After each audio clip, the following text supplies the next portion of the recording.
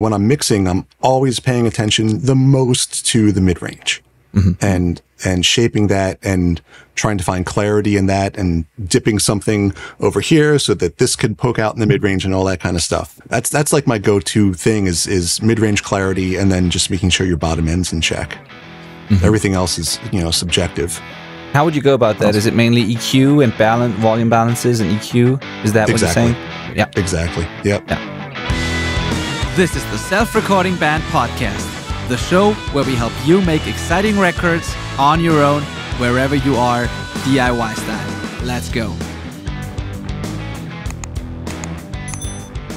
Hello and welcome to the Self-Recording Band Podcast. I'm your host, Benedict Hein. If you are new to the show, welcome. We appreciate you. If you're already a listener, welcome back. Always good to have you. Today, we have another interview episode. We've done quite a few of these lately, and I'm super excited about it. Today's guests are Dan Korneff and Luke DeLalio. We are super excited to have you guys on. Dan Korneff is a producer, mixer, and engineer. His credit list includes some of the biggest names in new rock, like Pierce the Veil, Paramore, Papa Roach, Breaking Benjamin, Sleeping with Sirens, or My Chemical Romance, just to name a few. And Dan not only has, the creative and music skills, but also a deep technical understanding of the electronics of the equipment. So he started his journey towards plugin development by repairing and modifying his own gear, rebuilding consoles and vintage compressors and equalizers, designing circuits, and eventually making custom outboard equipment. And this led naturally to the design of plugins. If you've seen any of my mixing tutorials, courses, or playbooks inside our coaching program, you've probably also seen Korneff plugins because I use them all the time, especially the Amplified Instruments Processor has been one of my absolute go-tos for years now. So Korneff audio plugins are basically taking, as far as I'm understanding it, are basically taking Dan's workflows and solutions and ideas developed on real-world projects and turning them into software tools. And I have a lot of questions about this, and I really think these are very exciting tools. And then we got Luke. Luke has an extensive background in just about anything to do with creativity. And he started music as a guitarist, then moved into engineering and production, working on records in multiple genres throughout the late 80s and the mid 90s. Then he pivoted into theater, directing plays and musicals, teaching acting, and somehow becoming a sought-after photographer. And when I was looking up all of this, it's like perfect on your website, how you laid all of that out there. I was just blown away by this because I had no idea, Luke, that you did all those things, and I have questions about that as well. After that, all the things I just said, he took up design and fine art, so another thing, and now spends his time with Dan developing all things Korneff, writing on all things cultural, consulting on marketing and web projects, and coaching creative people who are sick of it all and want to change things up, which I also think is very interesting. I'm going to ask about that as well. Luke and Dan met almost 30 years ago when Luke was a freelance engineer and took on Dan as an assistant. And now, these are your words, Dan is the master and Luke is the Padawan. So how cool is that? Really, really cool. The three of us met for the first time at NAMM this year in LA in person. We had an amazing chat there, and I just immediately knew that we need to continue this on the podcast, and Dan said yes right away on the spot, and Luke as well. So yeah, as always, we want to not only feature the products that we use and love ourselves, but we also want to tell the inspiring stories of the people behind those products, because that matters to us just as much as the products themselves. So here we are, Dan and Luke. Thank you so much for taking the time, and welcome to the show. I'm very excited to have you. Welcome, guys. Thank you. Thanks for having us. Glad to be here. Awesome. So, like I said, this was very easy for me this time because you had all your bio and the info perfectly written out on your website, which is not always the case. I wonder, though, is this all still correct? Because we also had it sometimes that I took some of this information that was out there publicly, and then it turned out it's not up to date anymore, or I missed an important thing there. So do you want to add anything to what I just said there? Nothing on my side, no. It sounds about right. That's pretty. Nailed it. We actually met. I was freelance engineering, but I was teaching at a college called Five Towns College, which I don't really feel like giving them any sort of publicity. But Dan came in as a student, and he was immediately singled out as exceptional. So that's sort of where we met. Okay, that's very cool. That's interesting. Go ahead. But he was doing sessions with me and stuff. Okay, let's start there, actually, because that backstory is pretty exciting and interesting to me. So Dan basically got recommended as a student that stood out, or like, how did you start working together, and what made Dan stand out? What made you choose him as your assistant? Well, what happened was the school had an SSL console, and I was doing a mix, and I think it was either a Saturday or a Sunday, maybe. And there was nobody in the school, and I think Dan was trying to register. And he came to the school, and this Frank, the janitor, let him into the building and sent him to the studio. And I was in the studio working with my dog, and I was working on a recording. My dog was there, and Dan came in, and he's like, hello. And I'm kind of like, yeah, sit. You know how to work a tape deck? And Dan's like, okay. So he started working on the session. And then, but he was smart. You could tell he was really smart, and he had good ears, and he was immediately useful. And then as he enrolled in the school, I think he had some problem enrolling, and I had to write a note. And then I started pulling him out of, I would show up at his English class and say, I have to speak to Mr. Korneff. And I'd pull him out. I'm like, come on, we're going and do a session. That's awesome. So that's pretty much what happened. That's my memory of it. I think it's pretty correct, Dan, right? Something like that. That is correct. Yeah. Yeah. And then I got him an internship at one of my favorite studios, and the rest is history, I suppose. Not even an internship. I mean, it was an assistant engineering position. So, yeah, and were these like, so for how long did this go? Like, these were, I assume, like big projects, important projects that you were working on that Dan assisted you with, and then at what point did you take on the, main engineering or production role with these projects, or how did that develop? Well, but what happened is I got tinnitus, and my whole audio career went away. So Dan was working on, I can't even remember what you were working on, a whole bunch of bands and stuff, but everything I had to do, I had to stop doing everything. But by that point, Dan was pretty much launched. So he didn't take over my work, which was unfortunate for me, probably good for Dan. But yeah, I think during that transition period, you were just trying to finish up your projects. And I think that's most of the stuff that we worked on were things you're just trying to get over with so you can, save your hearing. Yeah, it's like go home and cry. It's terrible. Oh, man. Jeez. Oh, man, yeah. Yeah, we talked about that at NAMM, and I found it really fascinating how, on the one hand, it's like, of course, a terrible thing that happened, and your career went away, but then so many other doors opened up at the same time, or it felt like, or like shortly after that, and you just didn't quit, but you found other creative outlets and ways to be creative, and it seems like you found other ways to work in music that make you maybe just as happy, or I don't know if that's true, but that's what it looked like when I was talking to you, and I found that pretty impressive that you just didn't quit and surrendered after that, after experiencing that. Yeah, I mean, but this is almost 30 years on, and at the time, it was absolutely devastating. I never want to go through that again. I basically feel like I lost everything. Because this is the only thing I've ever really wanted to do since I heard Revolver by the Beatles when I was 13 was make records. I didn't want to do anything else. But, like you have a choice, right? Like you can either live or die, So like, what are you going to do? So I picked to live, but up and down. Overall, it's where it is. I can't complain. So Luke, I hope you don't mind me asking. Yeah. I'm assuming this must have been a pretty severe case of tinnitus, right? Yeah. But now you're back in the fold, it seems, with Dan here and in the audio world again. So it seems like you're back in that audio kind of game, or you're hanging out on an audio podcast right now. So maybe could you tell me or explore, what led you back? Well, I got back into it. I never left too far. I mean, I was always maybe teaching songwriting or consulting on people's projects. And then my mom died, and Dan showed up at the funeral and floated the idea of Korneff Audio, which he was setting up. So he kind of pulled me out of the gutter, so to say.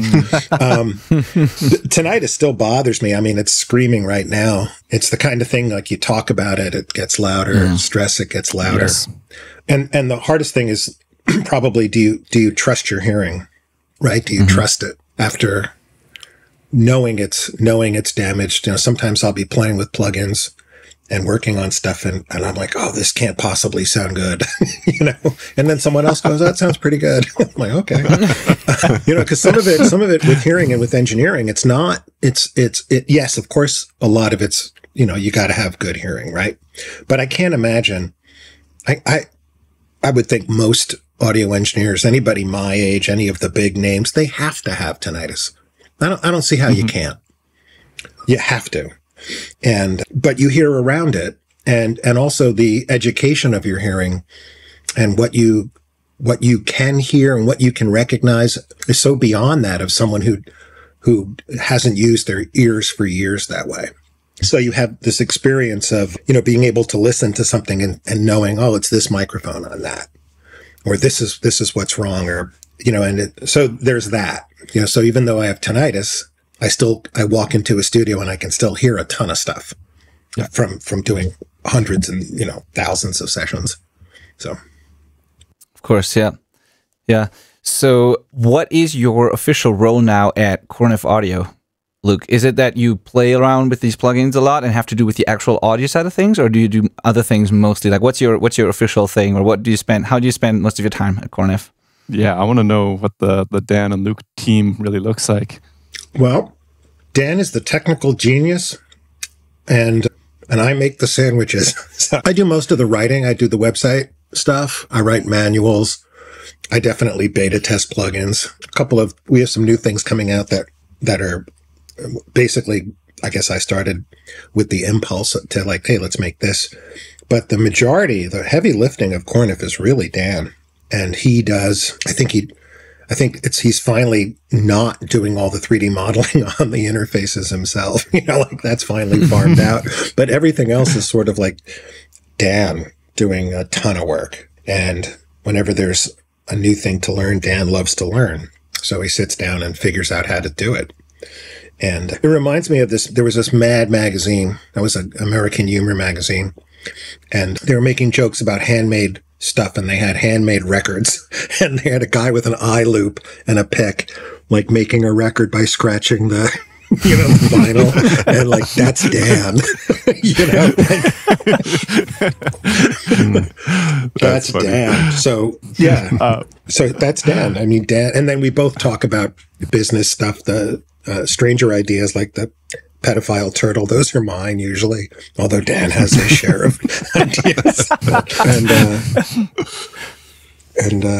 So that's how it works. And I guess we talk every day. We're very, very close friends. So that's great. That's awesome. Awesome. Yeah, but because you mentioned the manuals and you're writing for Korneff, I think that's actually so brilliant because I mean, the tools are great. The plugins are awesome. That's the most important thing. But to me, all these other things about companies that when I use any kind of product, if there's anything else other than the product that is great as well, that makes me even more excited about it. And in your case, just reading the website copy, the manuals, like the emails you send out, all that stuff. It's good. Yeah. Just, I don't know. How can you not love Korneff Audio tools just because of that? I got a quick it's story. Just brilliant. I was just in the studio with a band just earlier this week, or I guess later last week, and the producer there, Derek Madden, he's a listener to this podcast. Shout out to Derek, he's great. He pulled up the WoW thing and he's like, "Have you read the manual on this thing?" And it's hilarious. I'm not we won't go into it, but like everybody that's listening has to go check that out because it's fantastic. I haven't even read that one. I just downloaded the WoW thing I think a week ago or so and haven't got around to use it yet. But like, yeah, I gotta look into the manual then as well. Benny, I threw a link in our little show notes talking points thing for you. Don't read it right now, but check it out later. So good. Awesome. So good. So that's all you, Luke? Yeah. Mm-hmm. But well, it's hard to say because I guess most of that's Dan. Is that most? I guess most of that's me. I do like the main outline. This is what the knobs are. This is what the knobs do. And then Luke goes, "Well, how would I use it?" Yeah, and then he writes about it. Yeah. But one thing Dan and I have in common is we both come from the era of me more than him, but me from the era of big recording studios with a lot of people in it and a band, and it was really fun. Like if you haven't recorded a live band at 2 a.m, you really haven't lived, like it's so much fun and it's so irreverent and silly and everybody's punchy. It's, everybody's half asleep. I find the studio atmosphere, while it's a serious place, it's a bunch of people doing serious things in a silly way, like it's really goofy. And I just find all the other plugin companies are so friggin' stiff with everything they do. There's like you read I don't want to say any names, but it's just like, oh, it's a manual. This is really no fun. Why do I want to read this? And it doesn't get across that studio vibe. And that's an important thing. I mean, we were actually talking about our interfaces this morning already, because we were trying to hit a balance between the fun being in a studio, the analog fun of being in a studio, and the digital. Digital is always striving for some kind of convenience and speed, right? And taking away the fun. People are now cooking with microwaves. How like, oh, that's so great. I put in a 2 and it knows. Like, what are you doing? Get out of frying pan. So I'm thinking, I'm always thinking, we're always both thinking, like, how is this fun? And Dan is doing a lot of the interface design is almost entirely Dan. So when there's something just goofy and fun about the interface and you have to flip it over and play with the button, that's Dan. And he totally gets that, and I think that's one of the real brilliant things about our plugins. And I have to use the word brilliant because he manages to hit this fun workflow it's also efficient. Once you understand what's going on, it's really, really efficient too. And it also keeps that flavor of what it was like to be in an analog studio. When, we were talking this morning, one of the things, EQs all sound the same basically, right? Like if I put up an API and a Helios, you can't tell the difference. And certainly on a record, no one cares. There's no little girls going, I don't like this Beyonce tune. I don't know, the phase on this. No one's saying that. So half the fun of being in a big studio was all the different gear. You'd walk in and it's like, oh, what's that? I've never seen that before. It has different color knobs. It's an EQ, but let's plug into it, And and it seems with a lot of the digital interfaces, everybody's moving towards, like a word processor. Right? We're just going to type in numbers and stuff. Like as if there's some kind of great difference between Apple Pages and Microsoft Word. There's no big difference, like who cares? And that's not the audio experience I want. And I don't think it's the audio experience really anybody wants. You're going to spend a lot of time in the studio working on a recording. That's more about the process than it is about the final product. The product is going to wind up going through Spotify and sounding like ass. So the process is really important. We were just talking before we hit record when you talked about Bluetooth and how it made shit, like, how did you say it? Like, now we can have shit anywhere, like everywhere. It makes shitty sounding things portable, basically. Yeah. It sounds like shit, and now we can listen to shit things anywhere. That's the nature of technology. Is it seems to makes mediocre easy. And that's what AI is going to do, and that's what it's doing to an extent. What I love about Korneff plugins, though. Oh, hello! I didn't even see that guy. What's her name? Yeah, this is Lily. Louie, hello, Louie. Welcome to the podcast, Lily. So if you're listening to this, by the way, on Spotify or Apple Podcasts, please know that there's also a YouTube version of this, so you can see Louie there. Was it Louie or Lily? Lily. L-I-L-Y. Oh, Lily. Oh, sorry. I heard Louie. Sorry, Lily. Sorry. Lily. All right. So yeah, what I love about the Korneff plugins also is that you can make it as complex as you want, basically. Like, you can go in and tweak all the nerdy stuff, but you can also not do that. And then, for example, with the amplified instrument processor, which is the tool that I use all the time, like I said, like the basic interface on it is pretty straightforward. It's a very simple to use, easy to use EQ. There's the resonance filter, which once you know how it works, it's very easy. It's like one knob, and then you can listen and audition a little bit, but it's like very straightforward. But then you can also open it up, and then you can change the behavior of that saturation button and all those things, and you can tweak things more, but you don't have to do that, but you can if you want. And that's I think like brilliant, right? So that alone is like, it's pretty impressive to me. And so that's, I just wanted to mention that. Yeah, that's Dan's saying for this is it's a reverse mullet. Party up front, business out back. So, yes, that's so good. So that's pretty much the design philosophy is reverse mullet. One more bit of praise I need to sprinkle on I'm assuming, well, actually, yeah, it will be you, Dan, is that your presets are actually really, really useful. A lot of companies, I feel like the presets are just funny names and random settings, but yours, I like, if it's a bass preset and I audition it on a bass guitar, I learn the plugin really quickly through that and looking at the settings and the sounds it makes. And I end up using some, like you've got a bottom snare on the Pawn Shop Comp 2 setting that I use all the time. It just turns it into this giant splat, and it's just like fantastic. That's what I needed. Those are all literally in my mix template at this point. That's awesome. Yeah, I mean, those are literally just all the settings that I use. So I make the plugin, and some of these plugins are sitting around for years before they even see the light of day. So I'm using it and tinkering with it and mixing records with them, and those presets are all the sounds that I end up using on the records.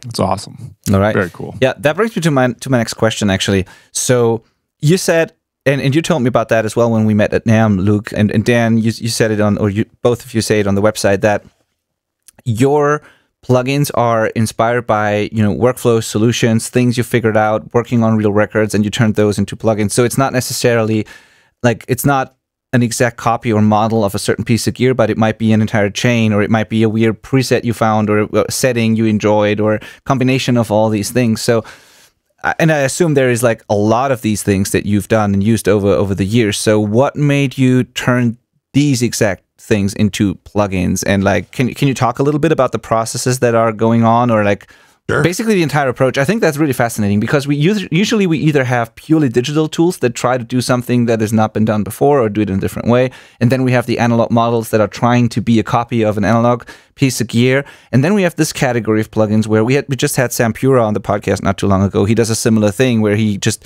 tries to create plugin versions of the chains he uses in his studio, which I think is really interesting and leads to unique tools. And it seems like you do a similar thing here, maybe with a little even more extreme, rare, or unique, approaches. So can you talk about that whole process and what made you turn these exact things into plugins first? Well, there were, I guess every plugin has its own backstory. And the first one was the Pawn Shop Comp. And I just remember like sitting in the studio and I was working on my LA1 limiter, and something happened. I popped open the lid and I had to adjust some shit in there and to get it back into spec. And someone was like, "What are you doing?" I'm like, "Oh, well, in here, if you just change this and this and this, then you can get, it changes the way this thing works." And they're like, "That's pretty cool." I'm like, "Yeah, I think it is kind of cool." And then I started thinking about when I was a kid, the whole reason that came into existence was I would go to pawn shops and buy just random shit, electronic stuff. And I bought this tube limiter, ended up being like a CB radio, like DIY tube thing. And it kind of sparked my interest in the electronic side. And I'm like, you know what? I need to bring that experience of something that someone doesn't have, and also the ability to like pop open the lid and tweak it if you want. Like you said, it's like you can do everything you want from the front panel. And if you don't want to get complex, it's all right there. You can do what you want to do. But, if you want to take open the lid and tweak this resistor or, that capacitor or whatever it may be, you could do that too. And that was like the whole premise of the company. Our slogan is the other side of sound. So that's about, opening the lid and, messing with stuff. Yeah.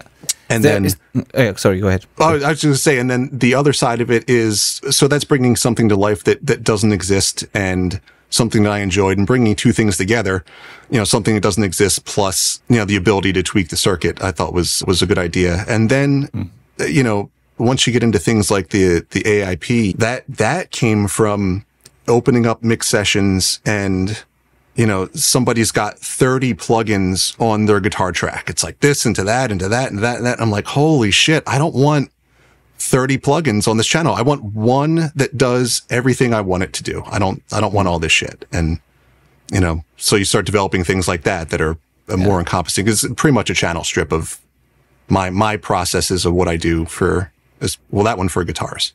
Yeah. Talking about the AIP, I told you in advance I'm going to ask this question because the one thing that I really care about with this plugin is the red button in the middle. That's the one thing the whole thing is great. That whole thing is awesome. But even just activating the plugin and pushing that button, which is on by default in my case, in my template, is like almost never is it worse when I turn that on an electric guitar? It's almost always better immediately.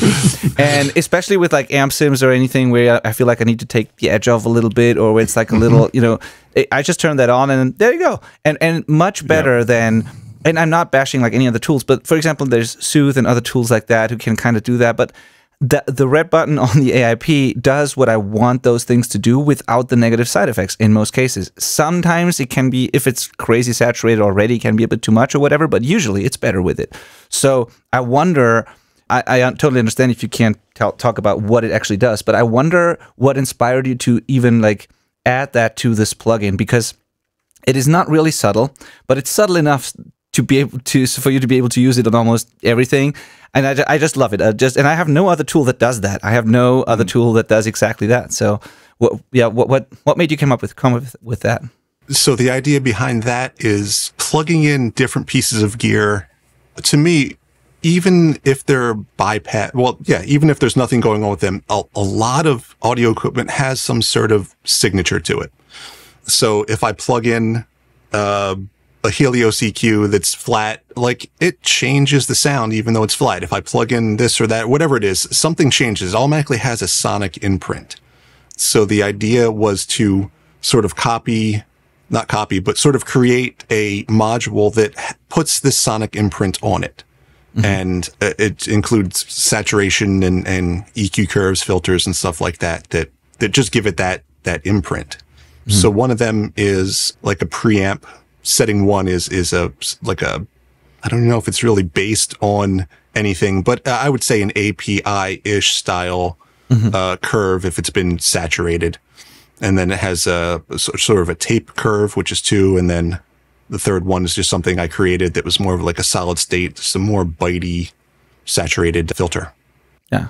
Awesome. Yeah.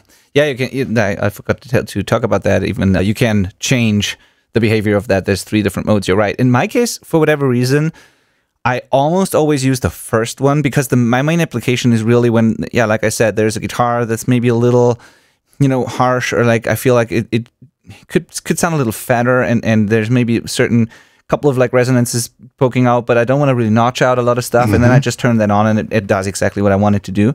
The bitey thing can be great if it's a little dull and I just want to make it cut more or just make it more aggressive on guitars. But that usually it's number 1 for me. And it has a little bit of hair or like fuzz to it, and it's at the same time makes the upper mid range a little smoother, and it's just I just love that thing. So it's like saturation, but also smoother. I always, like 98% of the time, I'm landing off on the Korneff inspired mid range heavy one, really? Which is I think the top option.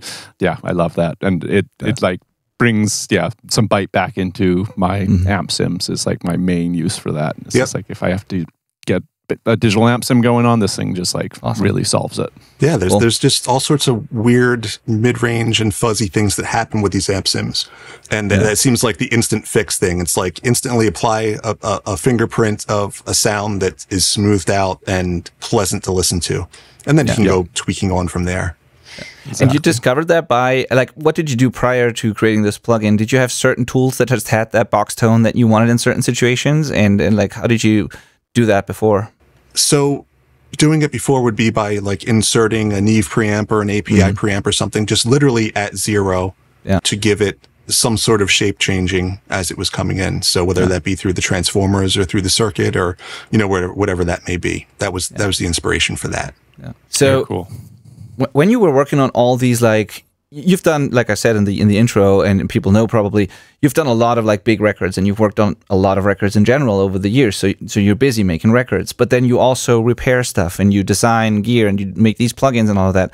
Like how my main question that I'm wondering here is like, how do you have the time to audition these things and experiment? Because I guess a lot of it is also like just trying, comparing things, auditioning things, or is it just really from using it in the sessions? Like, do you set aside time to actually, or did you do that in the past to actually shoot out gear, do a lot of comparisons, learn all these details about the gear?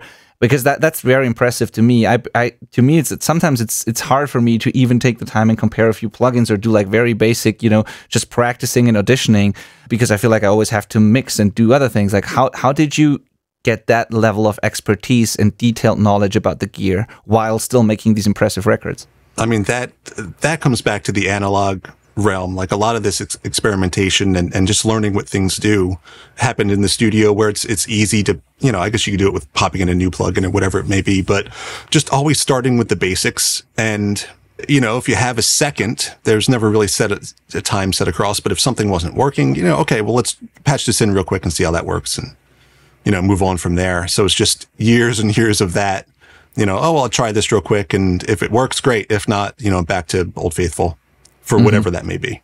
Right. All right. So when you started out, Dan, did you just want to make records, or did you from the beginning also, fix things, and were you interested in like what's going on under the hood and the engineering and technical side of it? I feel like it sort of evolved as I went along. I first started as a drummer. That's all I wanted to do. Is I wanted to play drums. I wanted to go on tour. Wanted to be in a band and do all that kind of stuff. And so you sit there and then you're in a band and you make a really shitty demo, and then you start saying, well, shit, I can do better than this. Like, let me get a couple microphones and a 8-track and let's go, I'll make a record. And, then you start doing that and you're like, wow, this is a lot more fun than putting my drums into a car and driving for 4 hours to play, for a couple minutes. Let's do a little bit more of this. And, so then it goes from that to like, all right, so now I realize I want to be an engineer. So let's do that. Let's go to New York. Let's be an engineer. Let's, make records. And I feel like once you get to a certain level at anything you're doing, you're going to want to do something else. It's like, okay, well, I know how to make guitars sound good. So, now I'm bored. So let's look at some preamps and, let's see, well, why does this one work that way and this one works this way? And, maybe after the band leaves, I'm going to go tinker with a circuit and, try to make do something a little different or a little better. And, so then now you're dealing with engineering, you're making gear, you're testing it out, as the band's walking in. And there have been many times where there's complete, utter failure. Just, for instance, when I built my LA1, I saw this compressor. No one has them. They're very rare. I'm like, well, I could spend $15,000 to buy one, or, I could build one. And, so I got all the parts and etched my own circuit board for it and built it overnight. And the next morning popped it in. We're tracking vocals and it sounds amazing. I'm like, this is why I do what I do. And an hour into the session, the vocal starts cutting out, and then all of a sudden it stopped completely, and I turn around and there's flames coming out of the compressor. Like it literally caught on fire. I'm like, okay, okay, I get it. Hilarious. It's going to do that too. So you kind of learn to sort of test things a little bit, maybe leave it powered on for a couple days before you put it into a session or whatever it may be. But living on the edge. That's amazing. You also, Dan, you're not getting across. Dan is a combination of very, very curious and incredibly tenacious. And that, I guess that's driven him his entire life, because he's interested in things. And then once he gets it, he has to like tear it apart. And he's very, very value driven. Like one of the reasons why the Ape and the Pawn Shop are the way they are, is Dan's like, I think it needs something else, and we remember the free plugin we were going to make. Yeah, we come up with free ideas all the time, and then you start adding features. But by the time we finish adding features, like Dan's added so much, it's like, dude, we can't give this away. Can't give it away. We got to charge. Let's do it. It's like too much work, because like he loves to put all this stuff in things, and it needs to be the way you need it. He's like some of the I don't know, wondering how much of it is trade secret, but Dan's ears, and like he'll hear something that's like literally a piece of junk, right? Like there's a feature on one of our plugins I won't say, which is basically cannibalized from a high speed tape duping machine. like why would you ever think to put something so terrible, the EQ circuit or whatever it is, some kind of limiter circuit from a tape duping machine on a plugin? Who would do that? Dan would. Dan would, Then it sounds good. That's the thing, is like his ears are like, I like this. And then other people like it too. He's right. So That could be said about all the plugins. I think all of them are character pieces. They all have a specific imprint and do something that's just has character. That nothing is plain, nothing's boring. Yeah, absolutely. Boring is not how I would describe the Korneff plugins. Not at all. Like just opening them up, looking at them is not boring. Like it's exciting the moment you open it up, and then you want to play with it, and they have a unique, they have a character, they have a tone, they have a sound. It's not like, I love that. But at the same time, of course, you can use them in a transparent way depending on how you use it, and you can then also manipulate it further. It's like very, very flexible. And also, by the way, something like the AIP, although it's called Amplified Instruments Processor, and you guys, if you've seen my videos, probably always see me use it on guitars, you can use that thing on all kinds of sources. Even if you just use the EQ, it's just a great sounding EQ. So there's nothing wrong about that. I've used it on drums before, and I've used it on other things. It's like it's just a channel strip that sounds good and is very versatile. So yeah, absolutely. I can't tell you the number of times we're working on a plugin and Dan is using it in a session, and I get this text message, and it's like, holy shit, this thing sounds really good on X. And it wasn't, and I'm like, of course it sounds good on X, but like he'll be using something, and then we start playing with it, and then we find out it's on everything. Like right now, I think both of us have the wow on everything. Right, we're just because it's new and we're playing with it and getting ideas, and then the next plugin we're working, it's on everything for a while. So I get that for sure. I want to do a quick shout out to Jose Martinez, by the way. Jose is in the chat here, and because he says, "Great to have you, Dan. Thanks so much. I'm such a fan in the most teenager way." So I just wanted to say that. Well, thanks for coming in. Yeah, shout out to Josue Martinez. He's a great engineer from Spain. He just took over a studio there, and he's in our coaching program, and he wants to always learn and improve, and he's great. And I'm glad you're here, Josue. Awesome. So, but going back to like the whole, let's actually go back to the wow thing real quick because you mentioned it. So it just came out. It's a pretty new thing that you just released. What is can you talk about the typical use case for that, just so people know? Because if you look at it the first time and you don't really, I mean, I have an idea of what it is, but like I can only assume that some people will look at this and be like, what would I use this for? What is this exactly? Right. It can look kind of vague to people, especially like novices. So can you quickly describe the use case here and what this is? Well, the use case is when you want your mixes to sound like Randy Staub. That's basically what it comes down to is everyone read the same article that I did where he gives away a secret that, when he's mixing guitars, he found this cheap $20 little box that he runs in parallel with his guitar bus. And it just makes everything better and wider and hyped up. And I read that article and instantly had to get one. Yeah. So I've been using that probably 10, 12 years, maybe longer. All my guitars just like him. And, the use case is some sort of parallel processing where you want an exaggerated width and frequency response from what you have. So if you look at it on an analyzer, it has a crazy, crazy bottom end to it that saturates. It's got a really steep shelf on the top, and some filtering on the left and right to make them a little bit different, and some stereo widening that'll make you seasick. So I always tell people, like, the blend knob is, it's your friend on this one. But just everything, it just becomes more fun. Background vocals, like obviously the go-to for rock stuff is going to be guitars. But a few years back, and like I have everything patched into my SSL and my mix chains are all set up and with all my gear. And, one day I was just messing around and I accidentally plugged into my background vocals. I'm like, ooh, fuck, well now I need two of these. And from that point forward, it's like, okay, well this needs to be a plugin. I need to make this so I can put this on multiple things. Yeah. Wow. And now here it is.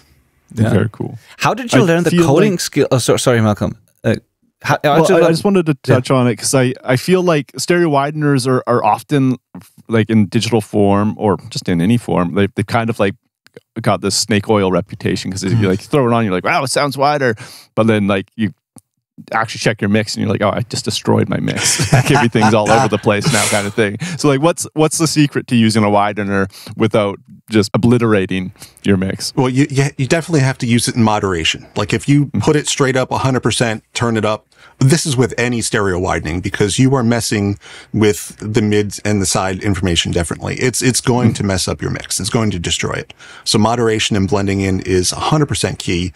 And also this box is 100% snake oil to the point where when SRS created it, they were licensing this technology to a bunch of different companies, including Sony. And after a couple of years, they cut their contract with the company SRS because they're like, this is basically a gimmick. And they're like, yeah, exactly. It is. You know, how are you going to make a little tiny laptop speaker sound like a full range speaker? It's physically impossible. So obviously it's a 100% a gimmick, but it has its use. Mm-hmm. Very cool. Love that. It's the kind of thing. I used to have a piece in the studio when I was recording analog, and it was a widener, and I just put it on a bus and returned it. And anything that I wanted to just get a little bit wider than the speakers, I would just feed into that thing, and it would just pop it out beyond the speakers. And that's kind of how I think about the WoW.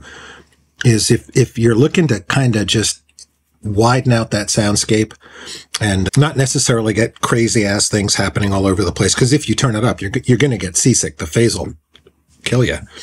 But if you're using it as on a send and return, and then you can just feed things to it, and then you won't overdo it as much, right? Like I'll typically throw reverbs onto things like that and guitars.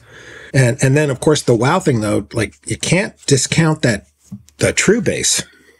Even though that's, like I said in the manual, that's like the stupidest name ever, because it's imaginary bass. There's nothing there, like it just. There's nothing true about it. No, nothing true about it at all. It's like makeup.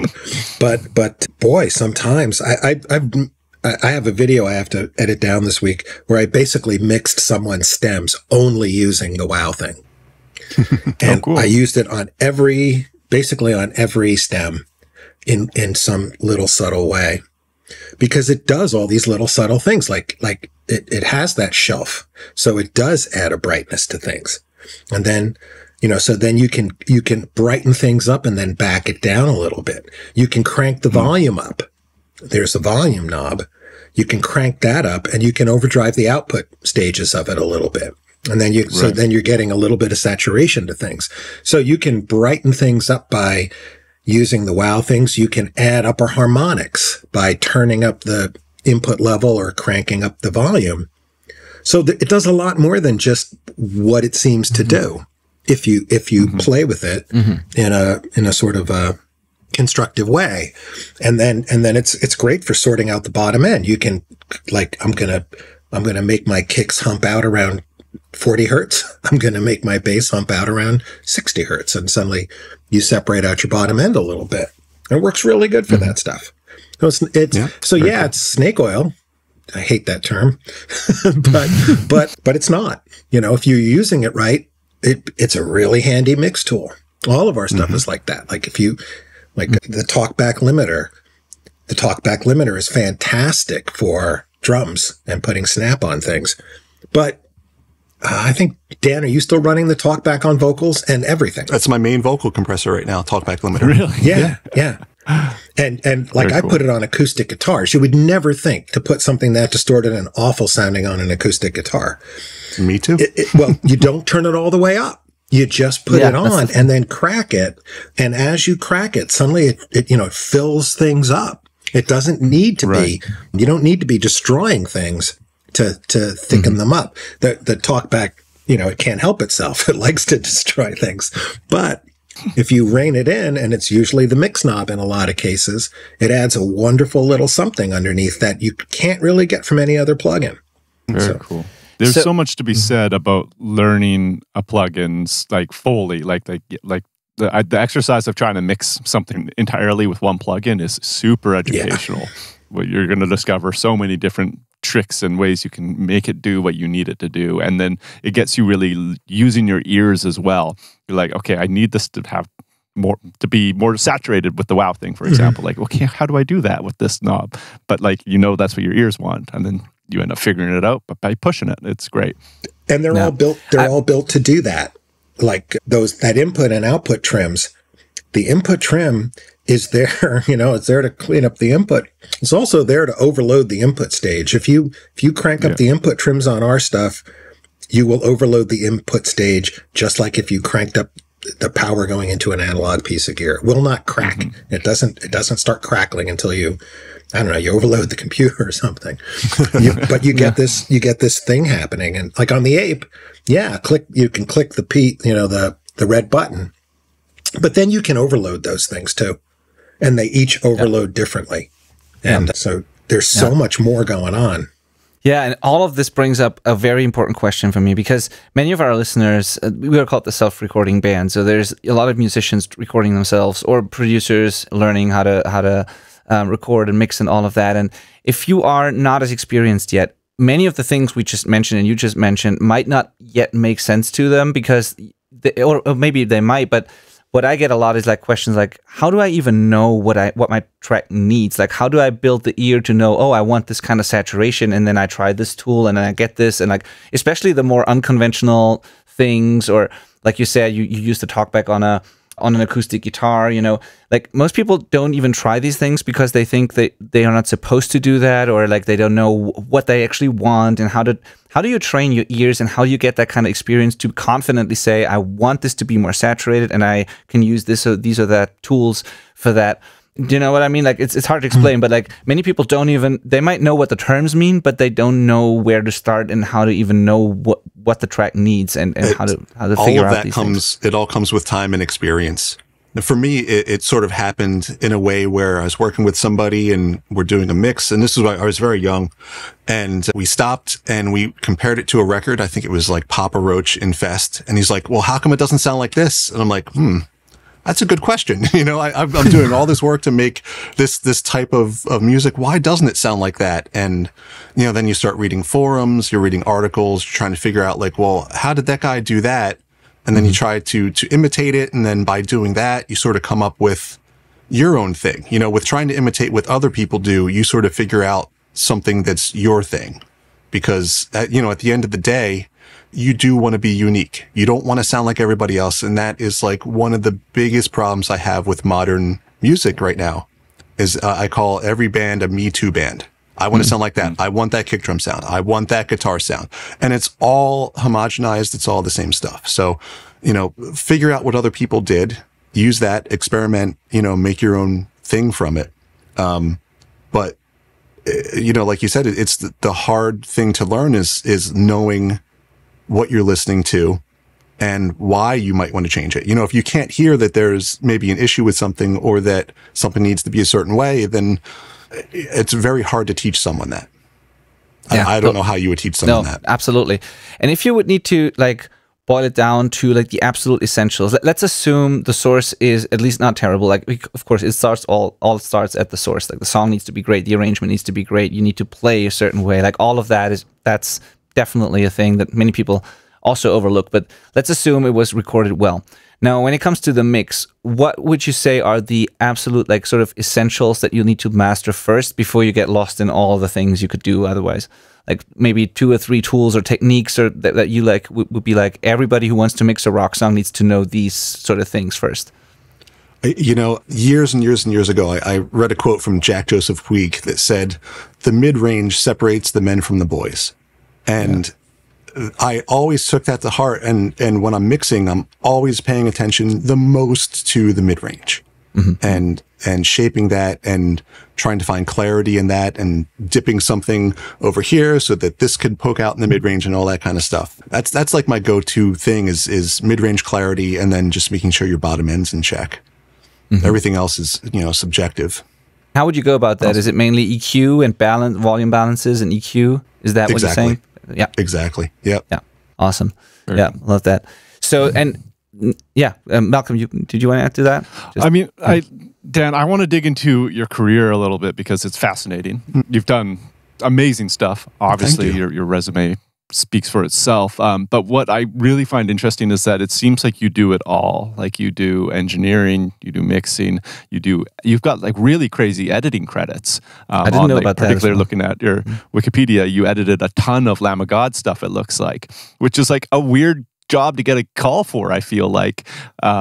So I'm like, are you like a Pro Tools editing wizard? Like, are you in Pro Tools? I feel like I saw you are. Well, I started with Pro Tools like everybody, and early on moved to Cubase.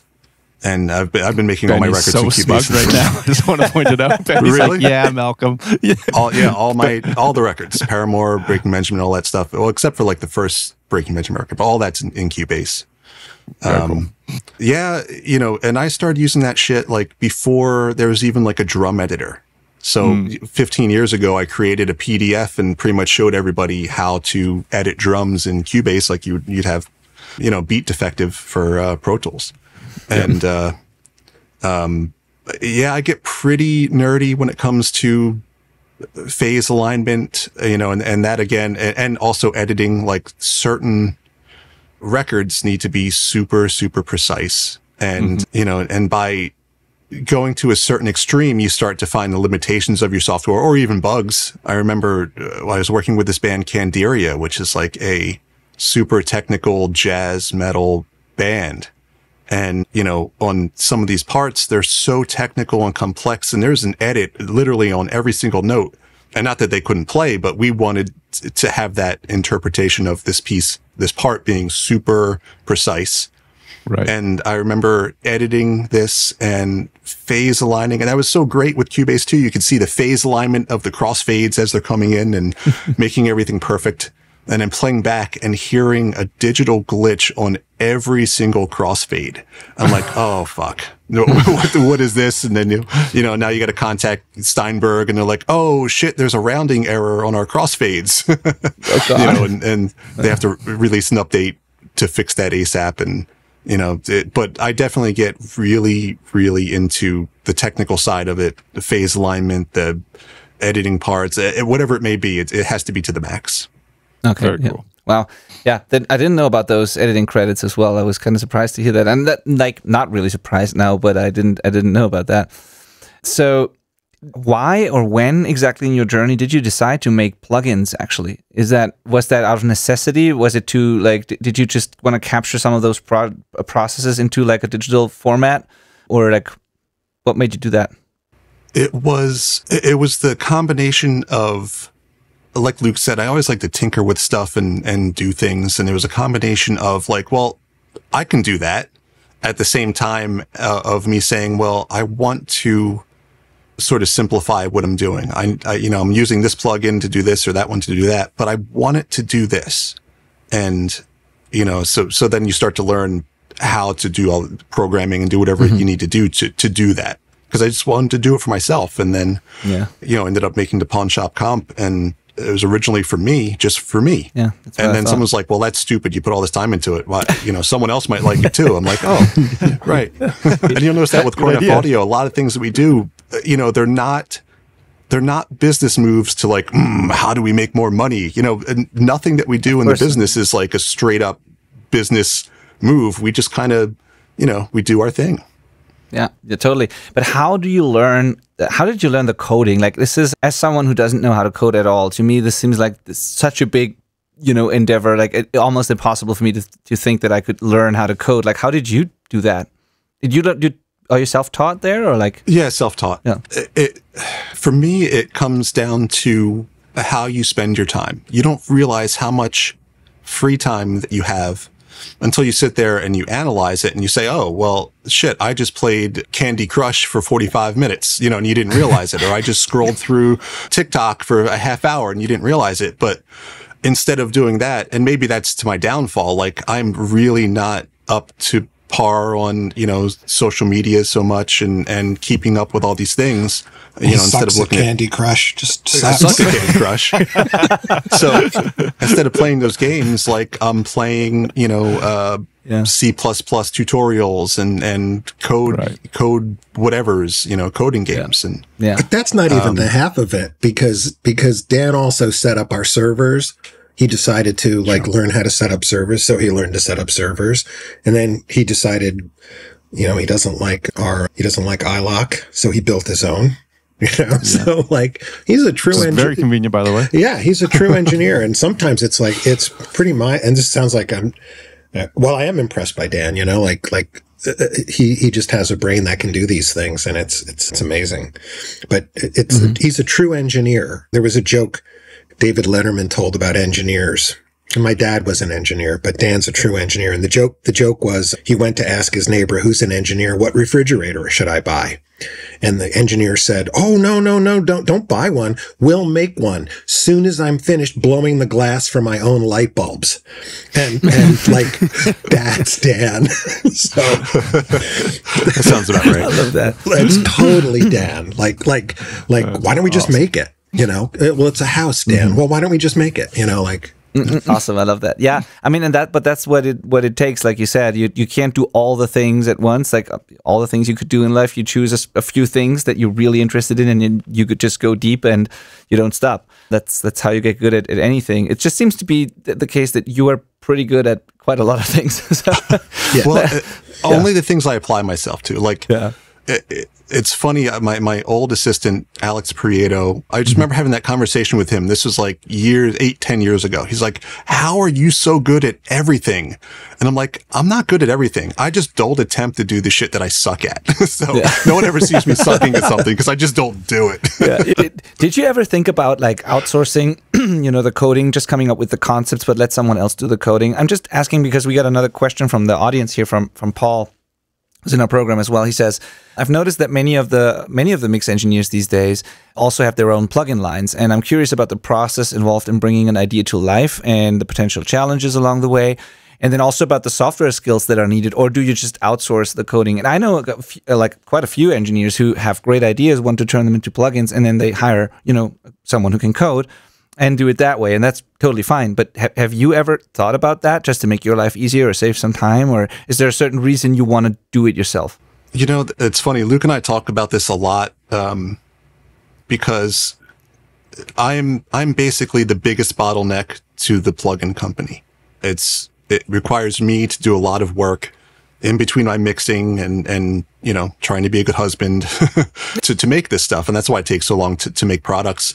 And there's a certain amount of pride that I take into the fact that, there are a ton of engineers and mixers that have plugin companies and do that, but I'm going to say 99% of them do not do their own programming.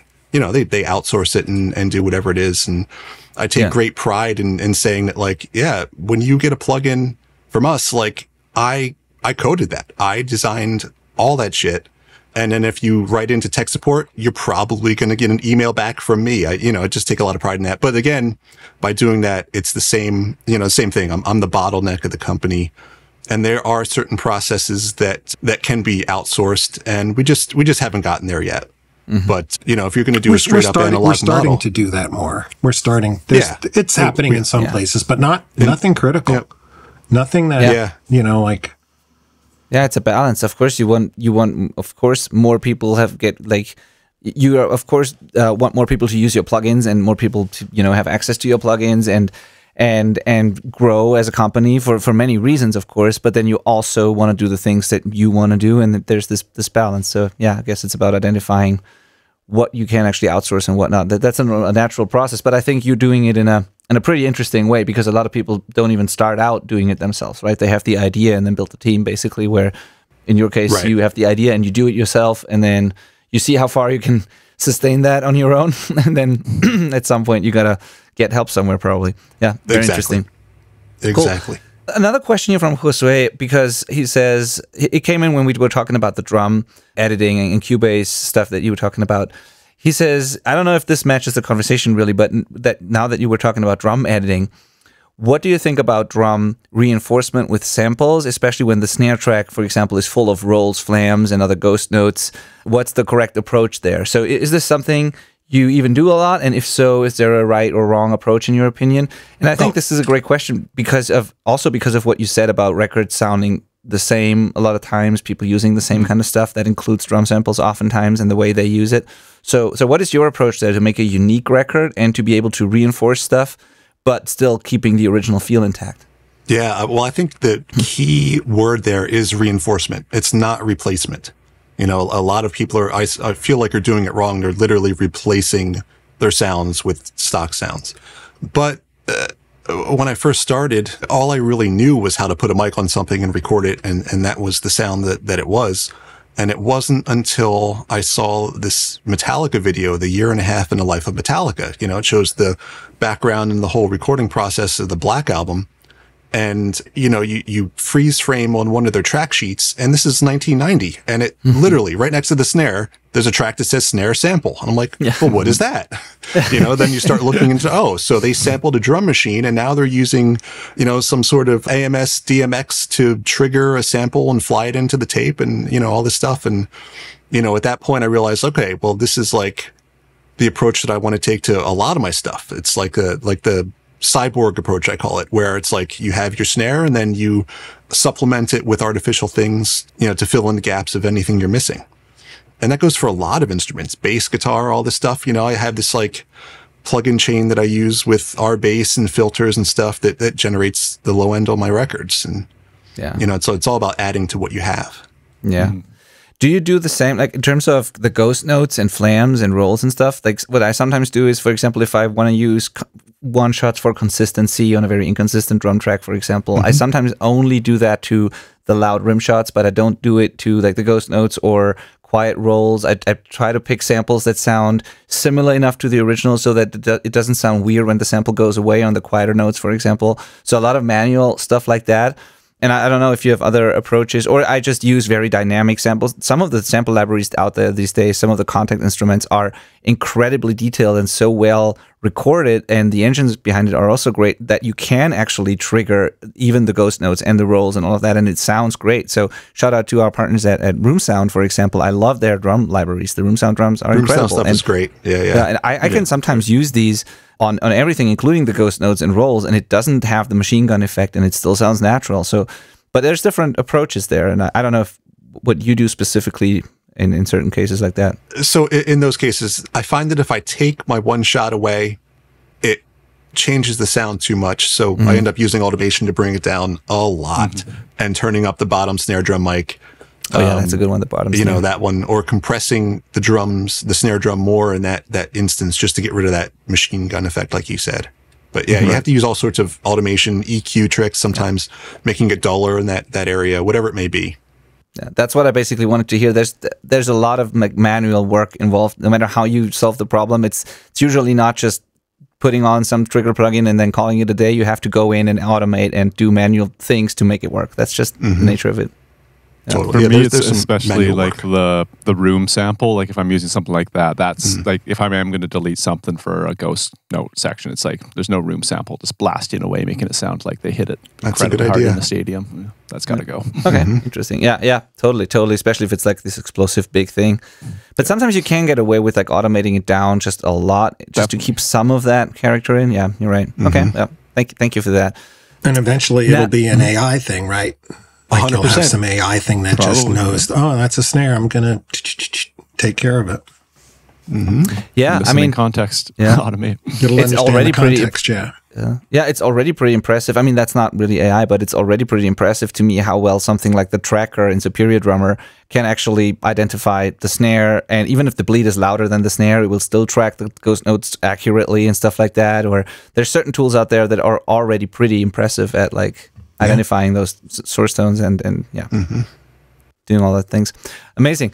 Okay, so now is there Paul just asked the question about the plugin development. He also asks, he would like to hear about the experience of working with some of the big name acts that you worked with and the challenges you've overcome in the process, as well as successes. So are there any like exciting stories or maybe big failures or things that went really wrong, and maybe a way like how you solved those or got yourself out of these situations? I always love these kind of stories. So maybe a big success and a big failure or something like that. I never take any time to celebrate the successes. You know, it's just another day. And as I get older, you know, I'm trying to do that more, but I guess I don't really have many success stories, because that just means that there wasn't a failure. You know what I mean? Right. So the things that fail are the things that stick into my head the most, and constantly trying to combat them. But one big failure that had happened was working on Paramore Riot. And, you know, just one day we had just started recording guitars. The band left, And so I'm sitting there editing and complete system failure. And I'm like, oh, fuck. Did I back up? What is going on here? Did I just lose the whole record?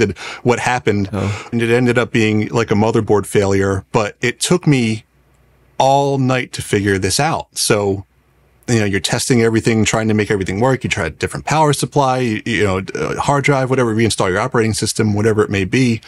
And I just remember working on it all night. And it was like 9 a.m., 10 a.m. The producer comes in and he just looks at me and he goes, "Can't you find a better time to play with your computer?" And I was like, oh my God, are you fucking kidding me? I'm having a complete system failure, working on this all night to get it running so we can record today. And it was just one of those things where, like, you accidentally get hit in the back of the head with a brick and you fall over and someone's like, "Get up, what are you doing?" Stop messing around. Another pretty big failure. Luckily I had a backup, but this was just finished up a record, backed it up transferred it to a hard drive, deleted it off on my system drive. And this is at a time where, like, I was smoking for a brief period for like a year. So I had like my ashtray that was actually like a beer can that was half full, filled with cigarettes. And I reached over to grab the hard drive and it fell off of my rack about 5 feet to the floor, crashed open, and my ashtray that was filled with beer fell on the hard drive and completely destroyed it. So that is a complete failure. And I had to send my system drive away for recovery so like it could be undeleted to recover the album. Oh my gosh. I have a story about the lead singer in my band. It's one of the best stories we had so far on the podcast, Dad. That's amazing. It was after that Dan gave up smoking and drinking. So yeah, sometimes something like that needs to happen. Yeah. Those are the things we need to happen. Yeah. This mine's not quite as bad, but it reminds me of the story. But I played a show with my band and my singer Sam. He's a great guy, but we were 23 or something, and we finished the show. We feel like rock stars, and he goes to shotgun a beer while he's walking, and he shotguns a beer. He's doing this, and he walks into my amp, my Vox AC30 at the time, knocks it down a flight of stairs with him, and pours the beer all over my amp. So I get this broken amp back covered in beer at the end of it with a drunk lead singer. You're welcome. Exactly.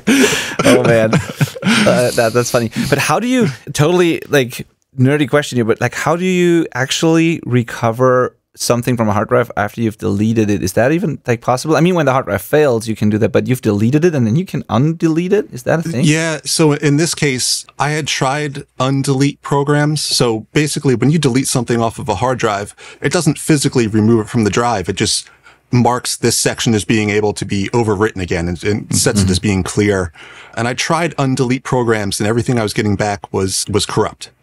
So it was just like, oh, fuck. I had to actually send it away for recovery at that point. Which is pretty expensive, right? I had to do that once with a drive, and it was like, I was surprised at the cost. It cost about $5,000 to do, but completely worth it, Yeah, absolutely. Absolutely, yeah. Wow. You don't learn anything from success. I think that's true, too. One thing about success is there's no learning to success.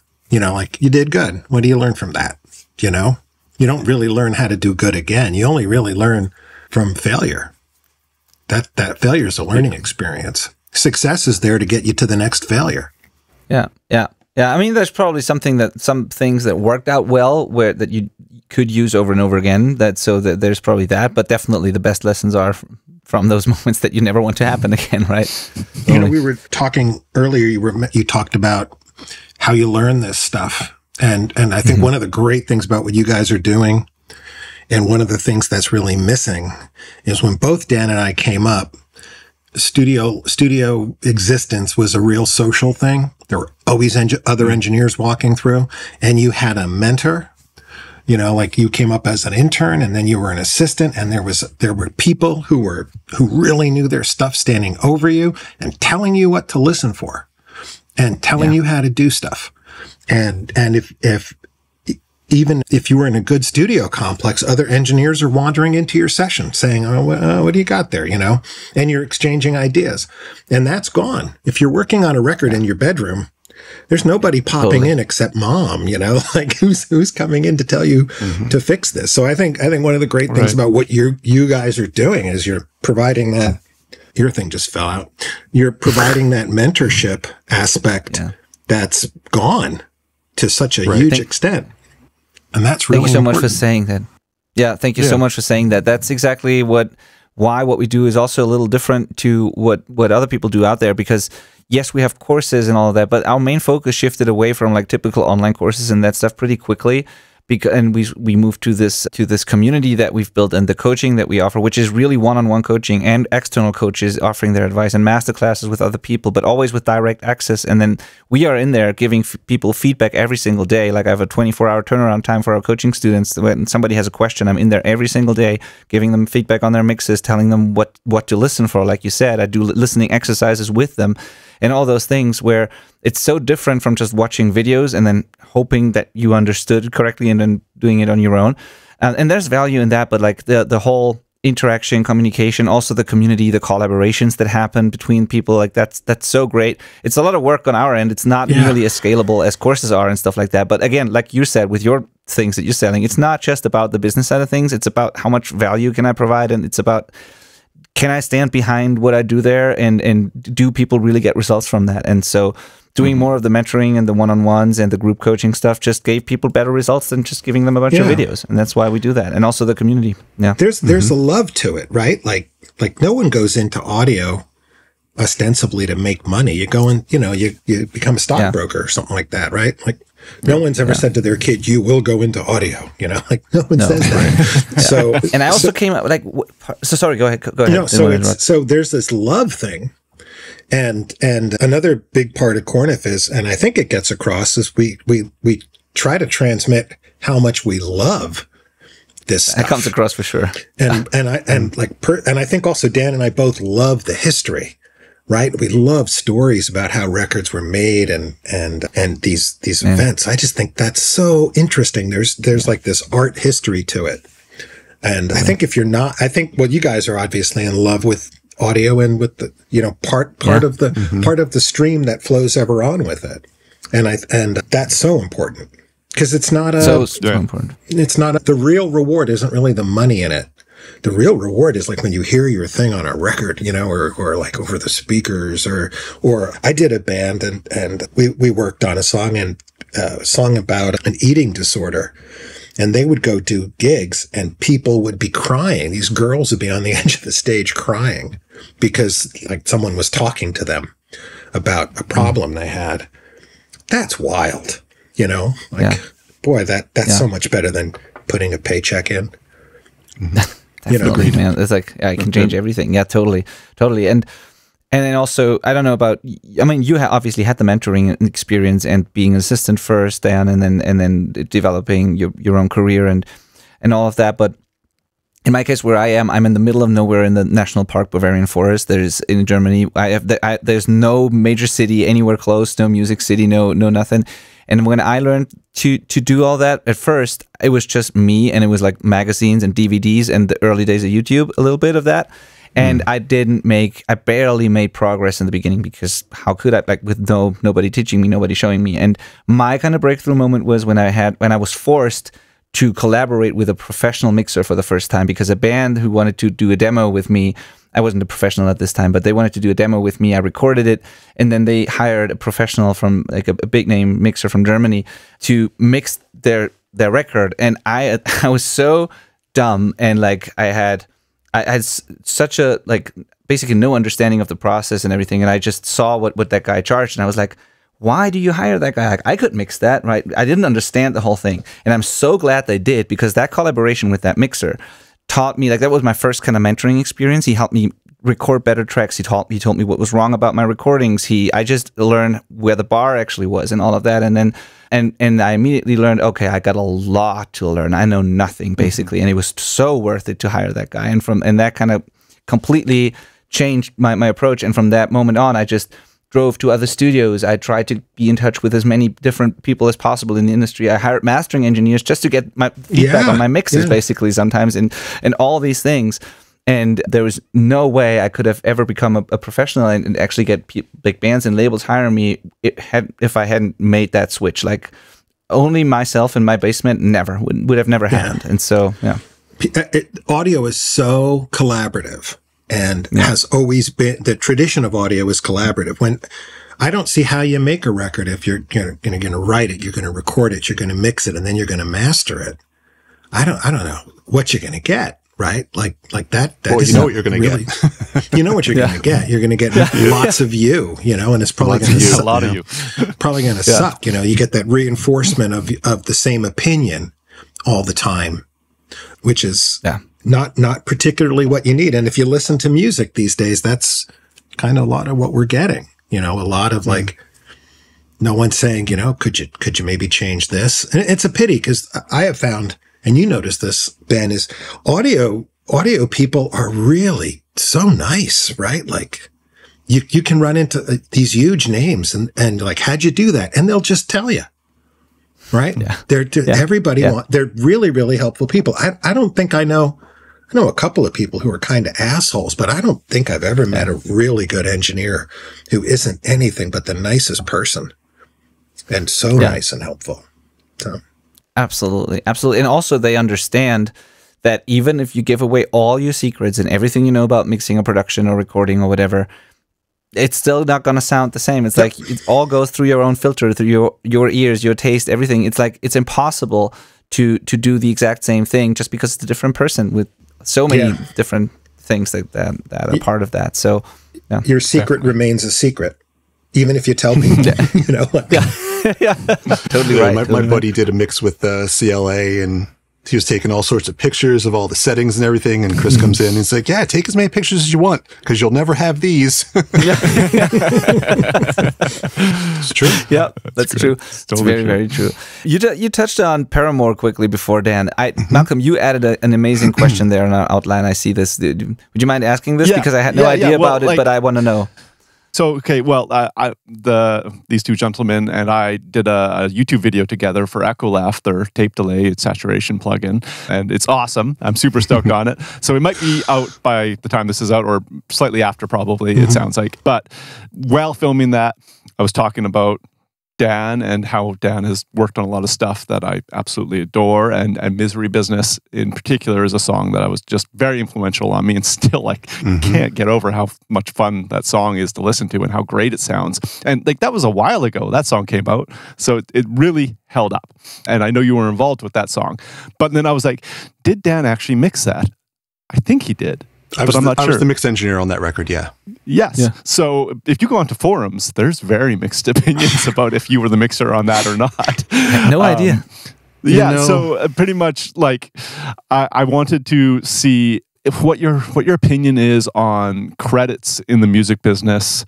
If you care about them, if things sometimes do get lost in political mistranslation during the process of the record going out, and what it's like at that scale, because that's a very successful record, and if you mixed it, you absolutely should be the guy that's getting the credit for mixing it. Yes, when you're younger and you're still figuring out what's going on and what's what, ultimately, I love David Bendeth, but like I was definitely the mix engineer on that record and spent 8 to 10 hours in that room mixing a song before Dave would mix it, and I'm like, without that credit, like I can't progress, I can't move forward.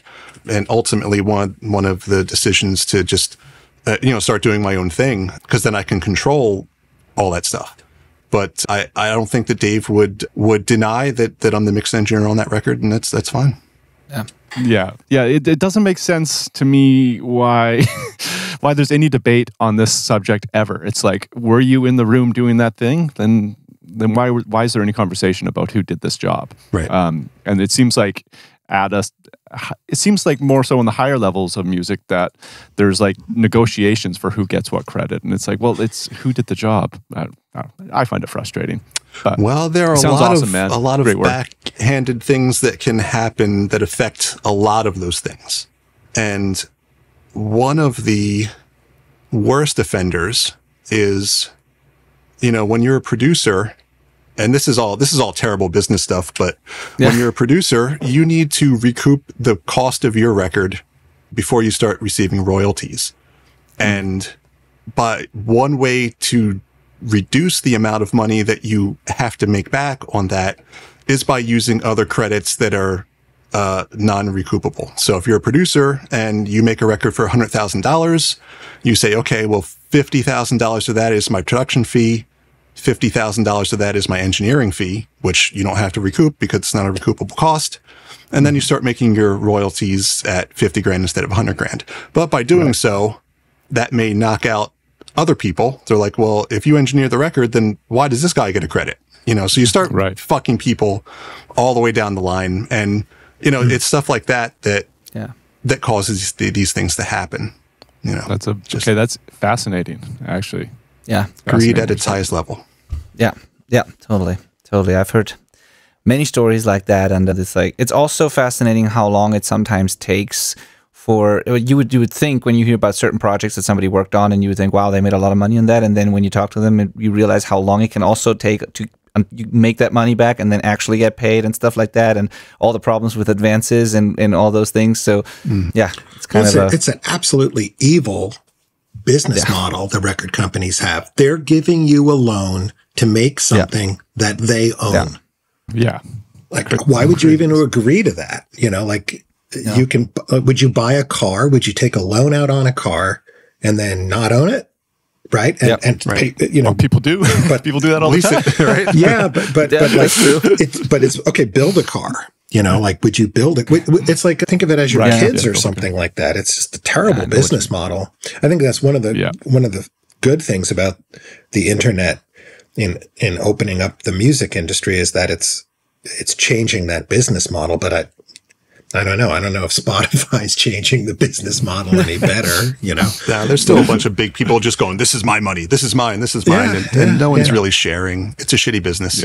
That's tough. That actually brings me to my next question, though, because while looking at your website, Dan, I did find a little blurb that was it was speaking to independent bands, not to, you know, Universal Records. So I really got the impression that you love working with independent bands and are totally down to get onto, you know, a lower budget project probably as a result, because a lot of the time independent bands don't have an advance to make a record. So yeah, could you speak to like the pros and cons of working with an indie band versus a major label project? Well, and also maybe from the artist's perspective, also if there's any advantage, or do they lose anything if they don't have the major deal, or is it like, you know, all these things? I want to hear about it from both perspectives, basically.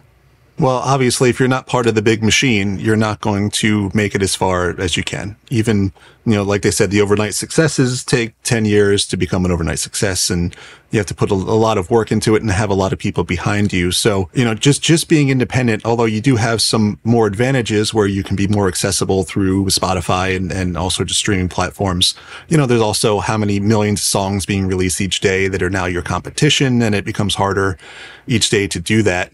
So it's always tough for an indie artist. Sometimes you can squeeze through, you know, whatever. But the same can be said about a major label artist. You know, you could have that machine behind you and nothing happens, and, you know, it can happen both ways. So that's, I guess, my perspective on the artist side. And then, you know, making a record where you don't have a label or people sort of interjecting their opinions, which, you know, may or may not be wanted or warranted. You know, some people just make statements just to make statements, and it ends up affecting your record or whatever it may be. Mm-hmm. You don't have that when you work with an independent artist. You do what you want to do, what the artist wants to do, without anything in between. And, you know, it's a bit more fun to do that sometimes. Yeah. And do you, and I again, totally understand if you can't speak to all of this, but like, when it comes to budgets, when someone approaches you and it's a project that you're really excited about and it's a great artist and you want to do it, do you have some flexibility there, or is it like, nope, that's my rate? And do you have major and indie rates, or how do you navigate that? Because a lot of engineers, myself included, I'm pretty transparent about this, is I have my mixed rate and I have what it is, but I will be under certain circumstances, I'm open to negotiating other things. If someone has a lot of time versus it's a rush project, for example, or if it's something that I just absolutely want to be a part of, but there's no way for good reasons that they cannot come up with the budget, I might find a different way. I'm not giving it away for free, but there's usually some way of making it work. So is it the same for you still, or is it because you obviously do more major work than I did? And so is there still an opportunity for people to work with you, even if it's not the perfect situation? Yeah, so I do have some opportunities, maybe once or twice a year, where I get to work with an indie artist.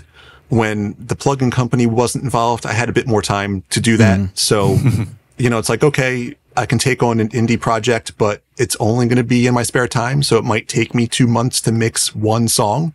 That's going to be in my B room. It'll be in a room that's unused. And if that's something you want to do, just to have me work on it, I would love to do it.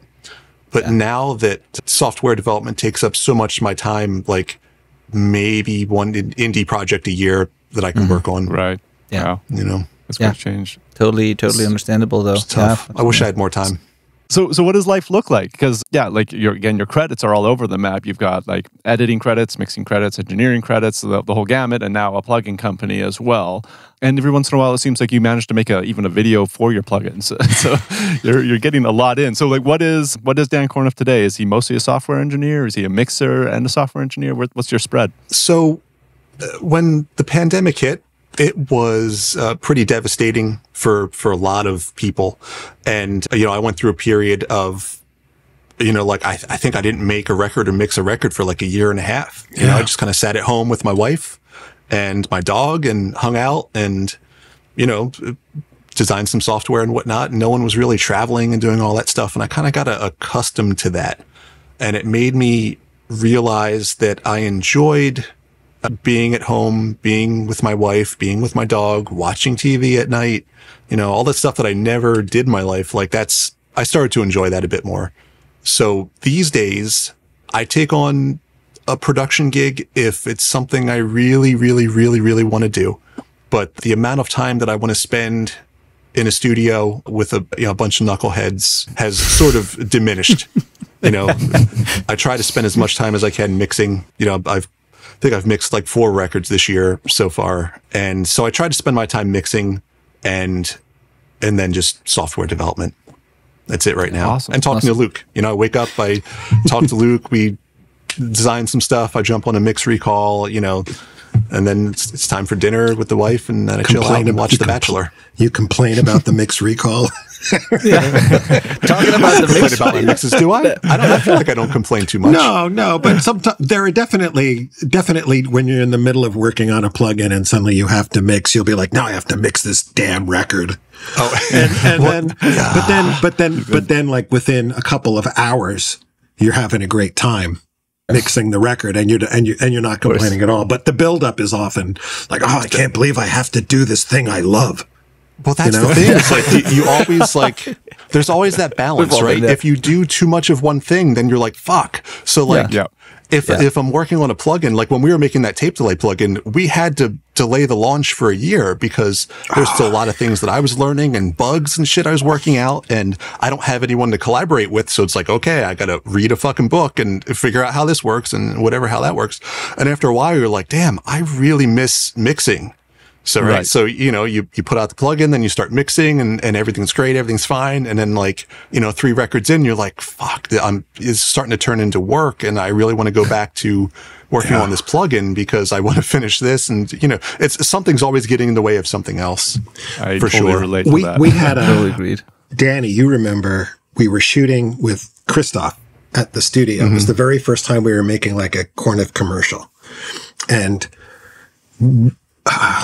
we got the name for the other side of sound because Dan was chatting and he said something like, plugins are like the other side of my brain. There's like the creative side and the technical side, the other side of my brain. And I heard that. I was like, that's the slogan. Not the other side of my brain, but I was like, the other side of sound. and it was like, yeah, that's a good slogan. So it literally happened in that moment of trying to figure out the the two things you want to do. You know, you're working in music, right? There's something engineering is very, very technical, right? It's very, very, very technical. And it's also totally on this creative side. And you're always navigating through that, you know? And one of the reasons I think I'm good at so many things is I'm good at any sort of combination of technical and creativity. That's where my brain sits really good right there. And there are some people who just sit there really, really well, but it does get boring. And then you got to do something else. Yeah, as creatives, we all need like kind of constant stimulation to keep us feeling like it's being flexed, right? Like that we're still developing that creative urge. Well, Dan and and technical urge, we need to kind of get proficient with both all the time. It's like a sickness. Dan and I we've been sitting here thinking that we're both ADHD. You know, because it's hard. We are. Well, it's not. We are. But like the more I talk to creative people, the more I haven't met anybody who's ADHD. Right? I'm not even sure what that means anymore. ADHD. To me, it means interesting. I guess. You know, totally. I hired a business coach once to help me out with a couple of things because I had no idea how to build this coaching thing and the courses and the websites and the portal and all that I needed there and how to do. I had the idea, but I didn't know how to do it. And then and I'm also one of those people where I tend to jump on exciting things pretty quickly, like the entrepreneurial ADHD or creative ADHD or whatever you want to call it thing. And I remember one coaching call with him where I was complaining about a few things and I was asking him what to do next and what not to do and whatnot. And then he was just writing on a big white piece of paper. He was just writing and then he held it to the camera and all it says was nothing fucking new or something like that. That was his only advice. Like do nothing fucking new. Like do what you already do, right? And implement what I already told you. But like don't start anything new this year. Like this is the only thing I tell you now. So yeah. I feel it, but on the other hand, like I don't know, we get bored, and so sometimes we have to do something new, even though it might not be the most reasonable thing, or we could maybe earn more or do better or whatever if we just stick to a couple of things. But if it gets boring and we want to do something new, sometimes it's just still worth it. And I don't know, it's this balance. Boredom for me is the fucking killer. It's the absolute killer. I probably would have eventually dropped out of audio even without my tinnitus because it was going really, really well. It was heading towards payday, but things were starting to move over onto computers. And I was sitting around a lot by myself, dicking with early versions of Pro Tools. And it was boring. It sucked, you know? So who knows? Yeah. Speaking about the painful recalls, I have one question there, Dan, where I think you're still mixing on the SSL, right? Mm-hmm. Yeah. And you're still probably also using other analog stuff when you're mixing. Mm-hmm. Is that, like, let's say we took away all of that and you were left with just a computer and your Korneff plugins and maybe other tools, but just like in the box, especially now with the tools that you created, would you be able to get a similar result? Or would it be way worse? Would it take you longer? Would it be like, what would be the disadvantages of that if you didn't have the console and the analog stuff and all of that? Well, I've always sort of gone back and forth, either all in the box and then I get comfortable with that. And then I start listening back to my console mixes. I'm like, oh, those are so much better. And then so I start mixing on the console again. And then you start listening to like your other in the box mixes and you're like, oh, that actually sounds pretty good. And then you start doing that. Then you get a hybrid approach. So now you're mixing in the box with outboard gear and you pull out the console and you're like, oh, this is great. And, you know, so I'm kind of all over the place. And 2 of the records I mixed this year were completely in the box. And no one seems to notice. No one cares. You know, I just did it on my couch. And the more tools that I can create that let me mix like I would mix on the console makes it a lot easier for the transition. And one of my biggest parts of my sound is my mix bus processing, which is like 2 SSL compressors, a mastering EQ, and then like a pull tech. So, you know, if you saw this Breaking Benjamin video that I did, I kind of showed this iteration of a bus compressor processor that I'm working on. And I've been working on it ever since. And I believe it's going to see the light of day this year. I feel like I finally have that tweaked out and then I can sort of mix in the box and not really miss my analog stuff so much. Okay, Nice. yeah. And is part of it also that you just enjoy mixing on analog, like not for the result, but like the actual mixing, that is just fun? 100%. Like that's even though it costs a shit ton of money to maintain the gear and the electricity bill's out of control and you have to run your AC 24/7, that's like the trade-off to having fun. Reaching up and touching a knob is way more fun than clicking your mouse or, clicking your mouse or clicking your mouse. It's just one or two fingers. Yeah, exactly. Yeah. Exactly. It's just way more fun. There is nothing like sitting in front of like a 14-foot recording console. Mm-hmm. Yeah, it is. Like even it's just great. Yeah. Mm-hmm. And even if you don't have the console, like I have 2 racks of great analog gear in front of me and a little controller and stuff like that. But even just that is a difference. And I've gone through this frustrating experience a few weeks ago. Great and frustrating at the same time. I was talking to Malcolm about this, and we even mentioned it on the podcast, I think. I was mixing almost exclusively in the box for a long time, and I used my outboard gear only to kind of similar to reamping, where I would send stuff through it, print it, and then still had the recall and stuff. And then I did a mix earlier this year, where for whatever reason I felt the need to patch in all of my some of my stuff, and then I ended up patching in all of it. I ran out of patch cables, and I used everything in my rack basically. And I finished this mix, and I was actually pretty quick. And then I finished it, and I had so much fun, and also it sounded so good. And then I sent it to the band, and they immediately loved it. Basically approved it right away, and I was like, "Shit, do I have to do this now all the time?" Like, I love that it went that way, and it was a great record, and it was so much fun. But like, is that the way I have to work now? Like, I didn't actually want this, and so I did the next one pretty much the same way, and again, instant approved by the band. Like, I loved it. It's awesome, but also I don't know, man. It was so. Back to this word that you used before, Luke, it was so convenient to not have to do this, but sometimes convenience is not everything. And like, if it's better and it's more fun, I'm happy to make it not convenient. So I guess that's, I don't know that if I had to do a mix on a big console, I would even want to do it. Like the sheer amount of work involved. Like people are like, oh, I'd love to record on analog tape. Well, you set up analog tape decks then. You spend 20 minutes, half an hour, you let it break. You edit with a razor blade, do all that stuff. I can do all that stuff. It was really, really fun, but there's nothing fun at 2 a.m. when you're tired as fuck and you've misplaced the drum solo that you just cut out, like where did I put it? I literally lost bits of songs and there is no recall. There's pieces of tape taped to the wall and somehow something didn't get edited right or marked right, or it's backwards. And suddenly it's just like, oh my God, am I fucked? And then the next day the band comes in and you're like, yeah, I think we're going to recut that. Why? I don't know. It just the feel was off. Something was lost, and I love that. So some of that I don't miss at all. And then doing recalls, even on an SSL, if you didn't take copious notes, you couldn't do an exact. And even if you did take copious notes, like you're looking at a compressor that the knob has no indicator, like it's an old Pultec or something. It's like, that was a little different. Where is this? 30% over. I had all these recall sheets I made. They sucked. And then I'd have to, every now and then I'd have to recall something.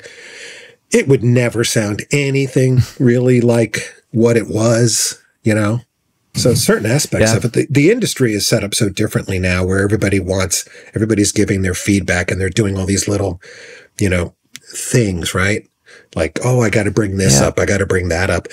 Back when bands were recording live, the whole thing was mono. I can't hear my drums. Yeah, you can't hear your drums. It's still going out, it doesn't matter, And so the industry is so different, I wouldn't even want to face some of those challenges. No, totally. The main reason why I bring it up is because that's one area where it's always relatively hard for me to give good advice to people starting out often, because I don't think it doesn't make sense to have this whole debate about whether digital or analog is better or whatever. There's obviously people who do great work in the box, and there's obviously people who make great work, great analog productions and mixes, and it's all good. But I feel like when someone starting out asks me, should I get this or that? Should I invest in, this analog piece of gear or whatever? My normal answer is probably not yet. Like, learn the tools you have and do that, the analog piece of gear won't make a big difference at this point, in this moment. But then they see me use the analog stuff sometimes, and I say that I love some of these things, and I do think that some of them sound better, or I use them in certain situations. So I can't say that for me personally, I always get the same results digital. Like I sometimes do, sometimes I don't. And I think for people starting out, it's probably more than enough to learn, the plugins, the DAW, the interface, and what they have, and they can get great results with that. But like, what is your answer to that? There's no better or worse with analog or digital, but like, do you think that it's a good idea for someone learning this at some point to invest in an analog piece of gear, and even if it's just for the learning, or is it something people should not even think about? Like, how do you see this? I think 100% they should invest in some analog gear, and I will tell you the reason. Right at the beginning, or at a certain point, like. Well, when I grew up, you had what you had. Mm-hmm. And that's what you worked with. But when you get to a professional level, like if you wanted to record 48 tracks, you couldn't do it without using a piece of equipment that was designed by NASA to synchronize the fucking machines. Like there's a certain level of knowledge and professionalism that you needed to have even to just exist in the studio. Yeah. But now when you're coming to recording, we are in the recording arts. We are in the business of making sounds and being a professional at making sounds. And that includes recording at the highest fidelity that you can. Mm-hmm. And if you take a microphone and you plug it into your interface and you record that as a track, and then you're going to put a plug-in compressor after it, and you're going to put in this thing to saturate it and whatever it may be to get your sound. If you analyze that audio track, even though you're recording at 24 bits, you analyze it, you're going to get a bit rate of 7, 8, 9 bits. You've completely lost all of your resolution because you're not compressing on the way in to be able to record at your full 24-bit resolution. So right off the bat, if you want to be a professional, you want to gain, or you want to retain the most amount of sonic quality that you can. And the only way to do that is by limiting your dynamics on the way in. There's no other way to do it. So I think right off the bat, you're going to want a preamp, you're going to want a compressor, and you're going to plug that into your interface and record. If you want to take it seriously. Totally agree. If you do something at the beginning, even if you bought one really good preamp and one really good compressor, and you use that on everything going into your system, everything's going to get better, period. Mm-hmm. And that's what I did even when I was starting out. I wanted to sound better. The first couple of things I bought were like really good sounding single pieces of gear that I could just use everywhere. Mm-hmm. And that made a huge difference. And I don't think it's changed. You still have to get, like Dan said, you still have to get it, to tape or to digital as best you can, as optimized as you can. And you're not going to do that with a cheap microphone. You're not going to do that with just an interface. Doesn't matter how many plugins you put in after it. Just, and you're not going to get that character. And the other thing is there's so much stuff now that's good, that's basically cheap, right? You can get stuff that sounds really, really good, and it's really, really cheap. There's still tremendously good stuff that's super expensive. Got it. But 30 years ago, I couldn't touch a tube microphone for under $7,000 or $8,000. Couldn't touch it. It didn't exist. Now you can get a tube microphone for $150. And does it sound like the $7,000 microphone? No, better not, but does it sound better than anything under $2,000, under $3,000, like or like a FET microphone? Can sound amazingly good. So a lot of really good stuff, really cheap. There's no reason not to have something. Yeah, I think I totally agree with what you said there. I think that part of it is also you're going to learn because of the fact that you're going to fail when you do this, because you will make mistakes. You will set the compressor wrong. You will make, and if you're committing on the way in, things go wrong. But that's also part of what's great about it, I think, because also that's what I encourage a lot of our students to do as well, is that you have to. I would love if people were more bold with their decisions and commit early in the process, even if that means that they mess up sometimes. Because yes. As a mix engineer, you know, it's like I get so many sessions, so many projects where they try to record the most flat, boring, safe version of their song possible. They just plug in the mics, leave enough headroom, they don't do anything to it, and then you basically have to produce while you mix because nobody ever made a decision. I would rather make people mistakes and set the compressor wrong or clip something accidentally, whatever, if it ends up being a more exciting record. And that is something that I feel is missing right now a lot. And that is part of it too for me. And it's like, so there's all the great records that people love. Oh, I love this Aerosmith album. I love this. I love this. I love this Beatles. All of that stuff was committed to tape. All of it. Yeah. You go back to those old masters and you bring up the faders and it sounds done. You know, like there's a little reverb tucked in on stuff, but if there was like all kinds of weird ass guitar solo or whatever, it was recorded that way. And I think people do themselves a terrible disservice by not letting the recording have a say in its own existence. So and that's mistakes. That's the random things you can't control that you fall in love with on a record. Like people. Like, what's the Beatles song? Got to Get You Into My Life. They totally lost the drums on that, right? You listen to it, like, Ringo does this big do-do-do fill, and it's like, it's over here, and you can barely hear it. But that's what's great about it, too, you know? Like, you lose all that if you're trying to make everything perfect, if you're waiting till the last minute to balance everything. If the bass is too big, then something's got to give somewhere else to make it work. And that something else that gives is character. That adds character and something cool about the recording, as opposed to this bland sort of, you know, thing that's like everything else. Everybody complains about how low the bass is on like the one Metallica record, right? Yeah. That's why that record sounds like that, though. You bring the bass up, you don't have that record anymore. No. Nothing to fix. Nothing's broken. It's just as it is. The decisions you make inform the next decision you're going to make in the recording process. So if you're not making decisions, then there's nothing to like dial it. Like if you don't make a cool drum sound, you can't dial in a cool guitar tone because you don't have anything to make your guitar tone against, you know, or like vice versa. It's all informed. And then this actually like brings the circling back to like in the box versus hardware. It's actually such a ridiculous conversation because it's like, yes, sure, famous mixer A mixes entirely in the box, but that production wasn't recorded without hardware. You know, like there was real microphones, real compressors. There was a bunch of hardware going into making that, almost definitely. Yeah. So it's like the stuff is there. It exists for a reason, without a doubt. Yeah.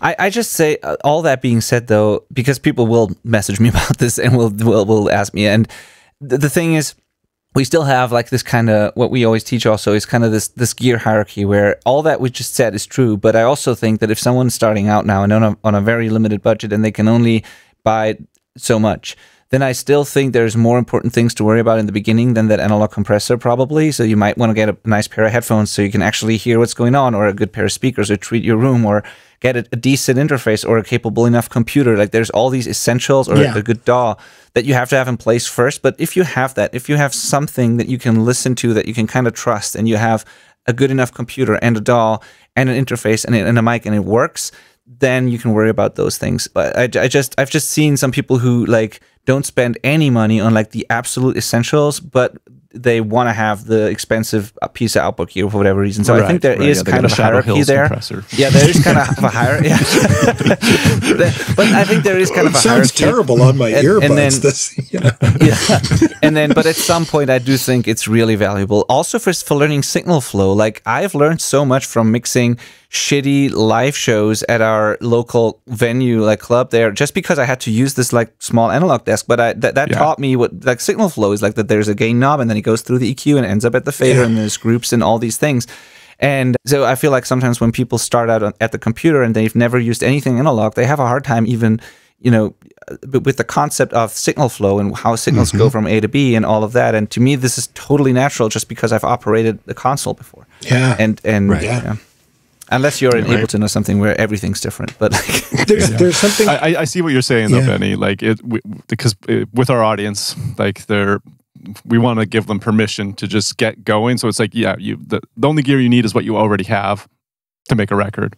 But at the same time, having everything is going to benefit you. So it's like this balancing act. It's a tricky kind of thing. And like, actually, I mean, plugging the video I made for Korneff Audio, that's again coming out very soon. That song was recorded entirely with a Scarlett interface, and then SM7B was like the only microphone used, other than whatever drum mics they used. I'm not sure what that setup was, but you know, it was recorded on a Scarlett, so there was only a maximum of 8 channels going on drums, and I think that song sounds good. So I don't know, but we'll see about that. There's something to be said for the unlimited power of computers, but I think I learned everything from making 4 tracks and 8 tracks, where you had to nail it. Like you had to nail it, and if you didn't nail it, that's what you had. And when you can literally do everything, I think there's a strong tendency to do nothing. I think it's very cool. I mean, I wish I had a computer like that with that kind of power. I mean, everybody has the equivalent of Ocean Way or the power station now, right? Sitting in there. Yeah. Actually, they have the capacity for every recording studio in history in your kitchen or in your bedroom, insane. Right? Oh, yeah. I don't know. Totally. I think it's maybe get a Tascam 4-track. Just figure it out, Yeah. Well, you would be surprised. We had an episode on like these all-in-one recorders, including the tape recorders, but also the current digital whatever recorders versus using a DAW, because we got actually emails from our audience of people who were like, what do I do if I don't want to use a computer? And I was like, is that really a thing? Are there lots of people out there not using a computer these days? So it's a thing. And then we did this episode, and then I actually got more messages from people. Well, yeah, actually, that's me. I really prefer recording on this 8-track recorder, and I don't want to use a computer. And I was surprised by just the amount of people who were messaging us like that. Anyway, whatever works for you. I have a ton of friends like that. I think a lot of it is you're just cutting down on infinite possibilities. I pretty much just use Korneff plugins. I have a couple things from other things, and most of it, first of all, I think our stuff sounds great, but a lot of it is that what I want to do in life is go through a plugin folder and I'm going to audition 200 different 1073 preamps on something. Like, what kind of loser am I? I just wouldn't do it. Yeah. It's just so outside of my thinking. I just want to go. When you went into a studio in the good old days, there was pretty much it was what the board was. You didn't necessarily have a ton of separate EQs and stuff and mic channels. You couldn't, if you were recording on an SSL, the budget in the studio went to the SSL. And there would be some outboard gear, and there might be even a lot of outboard gear, but the majority of the sound of that studio is that console and the decisions that console makes you make. Totally. We've taken so much of your time. Yeah, I was about to say, we're coming up towards the end of this, but go ahead. I want to ask one more question, but it's purely selfish because you guys remind me a lot of Benny and I. You seem like really close friends, and you spend a lot of time together, probably online. Are you guys? I think I saw, Luke, that you're in Montreal right now. I'm in Montreal right now. Yeah. Yeah. So you guys are hanging out online these days or on the phone or something, right? And Benny and I have built an incredibly close friendship in the same way. I'm on the west coast of Canada, on Vancouver Island. Benny's in like the Shire of Germany. He's I don't even know if there is a question here, but I just think isn't it cool that it's possible to do this now, that we can have really impactful relationships. Oh, it's awesome. Without even needing to be in the same room these days. I mean, as much as Benny and I would love to be hanging out more in person, it is pretty cool, isn't it? Well, some of it is the pandemic, right? We had set up the company and we had just started working, and suddenly pandemic, and I don't think we saw each other for a year and a half in person, right? It was like a year and a half. I must say, I do miss being able to see you every day. And I would much prefer if we had an office and you had a desk there and I had a desk over here. And we would get nothing done. We would get nothing done. It would be a lot more fun. More fun, though. Oh, my God. More fun, more alcohol. Yeah. It would be really fun. But when we do get together, it's always fun. When I get down to Long Island, we always not the last time, but we try to get together every time I come down. Yeah. Of course. No, but yeah, we absolutely talk every day. There's a steady stream of text messages that are often really funny. Cool. Like if you ever, Dan answers 90% of his texts with memes. Yeah, and he's got like I'm old school, like, you know, like I can do a couple things, but Dan sends me these, just they're so funny. Like little guys picture says 1,000 words. Like, yeah, they're really, really funny. Little hearts, yay. That's and these fantastic. little hearts, you know, and stuff. So That's great. So good. Well, thank you so much, you guys, again, for taking the time to do this. This was a 2-hour episode, which is absolutely fantastic. And I enjoyed everything that we talked about. And so finally, before we wrap this up, we will obviously send people to Korneff Audio and your website. Yes. It will all be in the show notes and the YouTube description and all of that. Is there any other place that we should send people to? Is there like a website for you as a producer, mixer, Dan, or any other thing you want to leave our audience with? DanKorneff.com. You know, Awesome. that's how people communicate with me directly. The plugin company, you know, KorneffAudio.com. You know, we're hanging out on Gearspace. Our Discord channel, hop in if you want to talk to us directly. our Facebook. Facebook's, you know. Or just write us. We answer pretty much. I think the only reason we don't answer an email is because we miss it for some reason. But we answer everything, and we're always talking to people. And like there'll be mornings where 2 hours worth of answering just emails from people, because it's like what we were talking about with the mentoring and the, you know, that it's a lot of it's that. Totally. Love it. I love that so much. And yeah, again, we'll put all of that in the show notes. All the info will be there. And I highly encourage, again, everyone to just try out the Korneff plugins, because we only, so far, and I hope this will stay the same way in the future, we only feature tools here that we really love and use. And I would only promote stuff that I really believe in, and also the people behind it. And this is one of those things, definitely. I've been using their tools all the time, and they made their way in many of our videos and tutorials and all of that as well. So I highly recommend them, and I highly recommend you playing around with them. They teach you also a lot about audio. It's not just that they sound good, like just messing around with it and playing around with it is so much fun, and also, in my opinion, a great learning experience. And so yeah, give it a shot and go to KorneffAudio.com and buy those plugins or try them. I don't even know. Is there a trial version even? Yeah, demos for everything. Demos for Awesome. everything. 7-day demo with full everything and no 30 seconds of hiss every now and then.